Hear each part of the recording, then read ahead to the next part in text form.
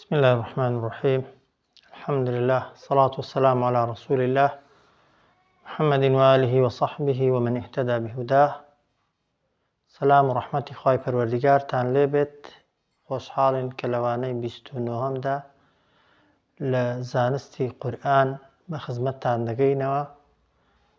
پشتیوان بە خوای پەروەردیگار لەو دەرسە و لە چەند دەرسێکدا باسی تەفسیر دەکەین کە تەفسیر یا زانستی تەفسیر بەشێکە لە زانستەکانی قورئانی پیرۆز کە پێویستە ئێمە ئاگامان لێی بێت.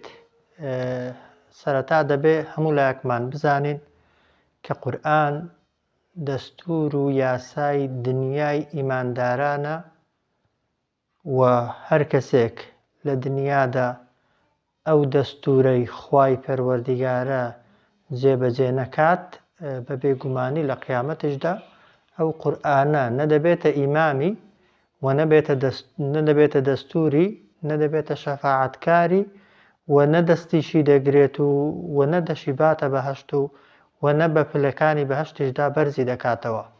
بۆیە ئێمە زۆرمان باسی فەضڵ و گەورەی قورئان خوێندنەوە کردووە. ئەوانە هەموویان ڕاستن، دروستن، بەڵام لەگەڵ خوێندنەوەی قورئان و هەروەها جوان خوێندنەوەی ئایەتەکان و دەربڕینی پیتەکان و شەکاندا بە بێگومانی پێویستیشە لەسەرمان لە مانا و مەبەستەکانی قورئان تێبگەین.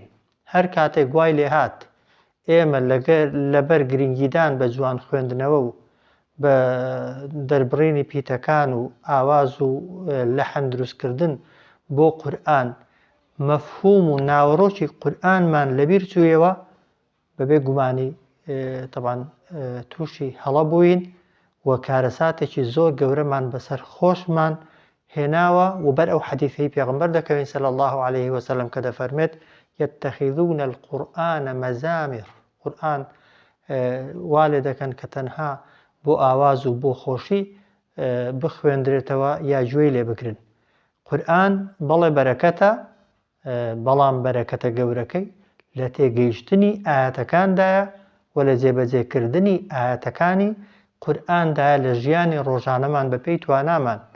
سەحابەکانی پێغەمبەر خوا لێیان ڕازی بێت کەمیان قورئانیان لەبەر بوو، کەمیان دەیانتوانی قورئان بەو شێوازە بخوێننەوە کە پێغەمبەر صلی الله عليه وسلم هێنابووی. ئەوانەی کە قورئانیان دەنووسیەوە و قورئانیان لەبەرە ناوەکانیان هەموویان دیارن، یعنی دەژمێردرێن، بەڵام ئەو سەحابانەی کە لە ئاەتەکانی قورئان تێگەیشتە بوون و کە قورئانیان لە ژیانی ڕۆژانەی خۆیاندا تەطبیق دەکرد و جێبەجێ دەکرد هەر هەموو سەحابەکان بوون. بۆیە عولەما و زانایانی پێشین کە وەصفی سەحابەکانی پێغەمبەر دەکەن دەفەرمون هەر یەکەیان قورئانێکی زیندوو بووە و بەسەر زەویدا ڕۆیشتووە، بە کردارەکانیان، بە گفتارەکانیان، بە مامەڵە و هەڵس و کەوتیان قورئانیان پیشانی خەڵکی داوە، قورئانیان فێری خەڵکی کردووە، نەک بە لەحن و بە ئاواز. بەڵێ ئەوانەش گرنگن و ئەوانەش گەورەی و فەضلی خۆیان هەیە، بەڵام بەرەکەتە گەورەکە، خێرە گەورەکە، ڕەحمەتە گەورەکە کە ئێمە لە قورئان وەری دەگرین ئەوەیە لە دنیادا یەکەم جار فەهمی بکەین، چونکە هەتا فەهمی نەکەی پێشت جێبەجێ ناکرێ، فەهمی بکەین، پاشان بە پێی توانا جێبەجێکەین و پاشانیش ئەوەندەی کە بێمان دەکرێت بەڵێ ئیحتیمامیش بە چاک خوێندنەوە و بە جوان خوێندنەوەی بدەین بۆەوەی قورئان دەستوری دنیامان بێت، لە دنیادا ئێمە قازانج و سوود لە قورئان وەرگرین، بۆی لە قیامەتیشدا قورئان قازانج و سوودمان پێ بگەێنێ. بۆیە تەفسیر و وردبوونەوە لە ئاەتەکانی قورئان، زانینی مانا شاراوەکانی قورئان بابەتێکی زۆر زۆر گرینگە بۆ ئێمەی ئەهلی قورئان، بۆ ئێمەی مهتەم بە جوان خوێندنەوە کە بەداخەوە بەڕاستی ناکرێ و بۆتە حاڵەت کە ئێستا سەیری دنیا و جیهانی ئیسلامی کە ئەوەندەی دەنگخۆش و قورئان خوێنی باش و قورئان خوێنی چاک و حافظ قورئانمان هەن لە ژمارە نایەن.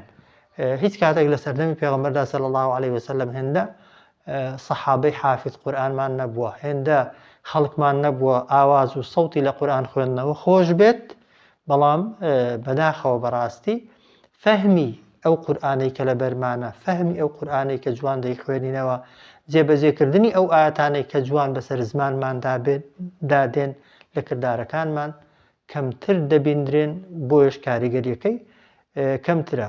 ئێمە بۆ ئەوەی هەوڵێک بدەین، بۆی محاولەیەک بکەین چۆن ئیهتیمام بە جوان خوێندنەوەکەی دەدەین، بە باش خوێندنەوەکەی دەدەین، چۆن خەڵکی فێری خوێندنەوەی ئاەتەکان دەکەین، با فێری ئەوەشیان کەین فەهمی ئاەتەکان بکەن، لە ئاەتەکانیش تێبگەن.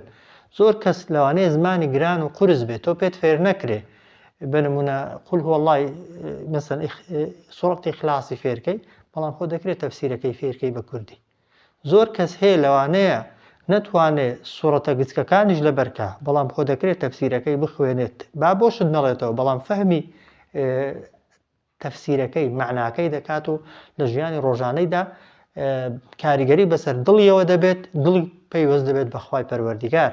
بۆیە مەرج نییە تەنها ئیهتیماممان لەسەر فێرکردن بێ، بەڵێ ئەوە گرینگە، هەنگاوێکی پیرۆزە و هەموو ئەو حەدیثانەی کە باسی فەضل و گەورەی قورئان خوێندنەوە دەکەن 100% باوەڕمان پێیەتی و ئیمانمان پێیەتی و خوای گەورە بە فەضلی خۆی زیاتر لەوەش بۆمان دەنووسێ.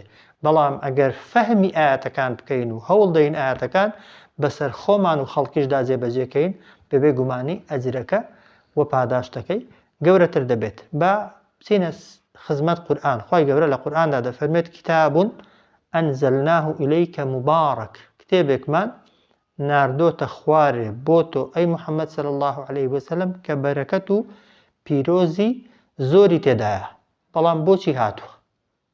دەفەرمێت لیەدەبەڕوو، نافەرمێت لیەتلو ئایاتیهی تا ئاەتەکانی بخوێنیەوە، دەفەرمێت لیەدەبەڕوو ئایاتیهی بۆی ورد ببیەوە تێبگەی لە ئاەتەکانی، وەلیەتەذەکەڕە ئولو الئەلباب، بۆی پند و ئامۆژگاریشی لێوەرگرن ئەوانەی کە عەقڵ و ژیریان هەیە. کتابون ئەنزەلناه ئیلەیکە مبارەک، کتێبێکمان بۆ تۆ ناردۆتە خوارێ ئەی محەممەد صلی الله عليه وسلم کە کتێبێکی زۆر بەپیت و بەرەکەت و پیرۆزە، و بەڵام لیەدەبەڕوو ئایاتیهی بۆی لە ئاەتەکانی تێبگەی، وەلیەتەذەکەڕە ئولو الئەلباب بۆی پند و ئامۆژگاریشی لێوەربگرن ئەوانەی کە عەقڵ و ژیرن. ئەوە سوورەتی سادە ئاەتی 29. لە ئاەتێکی کەدا خوا دەفەرمێت ئەفەلا یەتەدەبەڕونە القورئان، ئەو بۆچی ئەو خەڵ